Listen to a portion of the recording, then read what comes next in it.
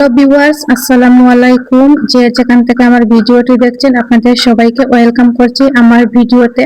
আজ আপনাদের জন্য নিয়ে আসলাম সেরা একটা রেসিপি, কচুরলতি দিয়ে বাইং মাছ, তাও আবার নদীর পাঁচমিশালি মাছ।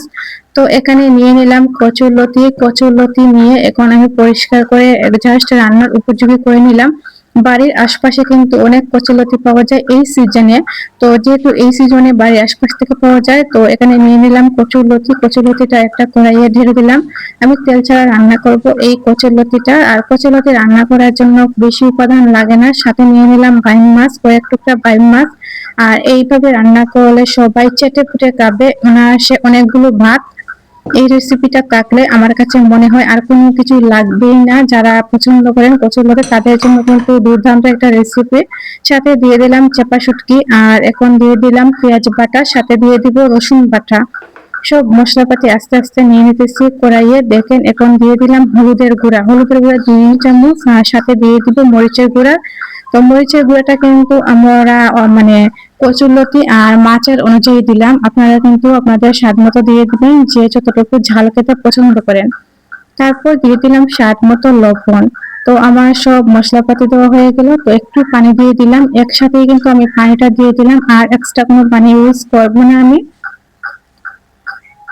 এখন আমি হাতে মাখিয়ে নিব, হাতে মাখিয়ে তারপর কিন্তু আমি রান্নাটাও বসিয়ে দিব। আপনারা ট্রাই করবেন চাপা শুটকিটা ব্লেন্ডার করে দিতে, কারণ চাপা শুটকি ব্লেন্ডার করে দিলে কিন্তু কাঁটাটা সরে যায়। আর যদি এই কচুরলতিতে চাপা শুটকি আমি ইউজ করতাম না, তাহলে কিন্তু খেতে পারতাম না। চাপা শুটকি দিলে স্মেলটাও ভালো আসে। আর তেল ছাড়া যেহেতু রান্না করব, তো আমি কিন্তু এখন কড়াই দিয়ে বসিয়ে নিলাম ইনফ্রারেডে। তো আমার রান্না হইতেছে আস্তে আস্তে। দেখেন আমার রান্নাটা হয়ে যাইতেছে। আমি কিন্তু এইভাবেই রান্না করি সব সময়। এখন তো আমি এই সিজনে বিশেষ করে কচুরলতি রান্না করি, আর কচুরলতি দিয়ে এই রেসিপিটা অনেক বেশি ভালো লাগে। আমার খুব বেশি পছন্দের একটা রেসিপি। তো ভাবলাম আপনাদের সাথে শেয়ার করি। আপনাদের সাথে শেয়ার করলে বেশি ভালো লাগে। আর আপনারা যদি আমার রেসিপিটা দেখে রান্না করেন, আপনাদের কিন্তু অনেক বেশি উপকারে আসবে। আপনারা ট্রাই করবেন একসাথে পানি দিয়ে দিতে, একটু আন্দাজ মতো।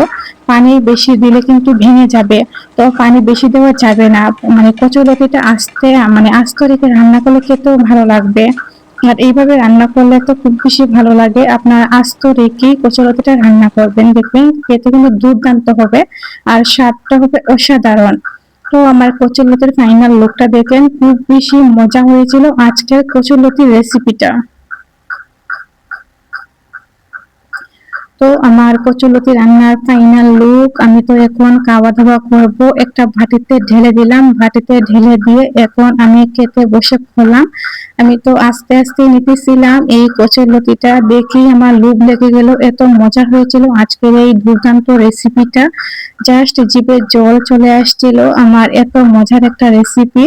তো আমি নিয়ে নিলাম আমার পরিমাণ অনুযায়ী গরম ভাতের সাথে অনায়াসে অনেকগুলো ভাতও খেয়ে নিলাম। সাথেতে ছিল বোম্বাই মরিচ, আর এই বোম্বাই মরিচ দিয়ে কচুরলতির ঘ্রাণে ভরপুর হয়ে গিয়েছিল। আর আমি এখানে দেখেন খেতে বসে পড়লাম, অনেকগুলো ভাত খেলাম জমিয়ে। আপনারা যদি আমার এই রেসিপিটা পছন্দ করেন, অবশ্যই কিন্তু আমার পাশে থাকবেন।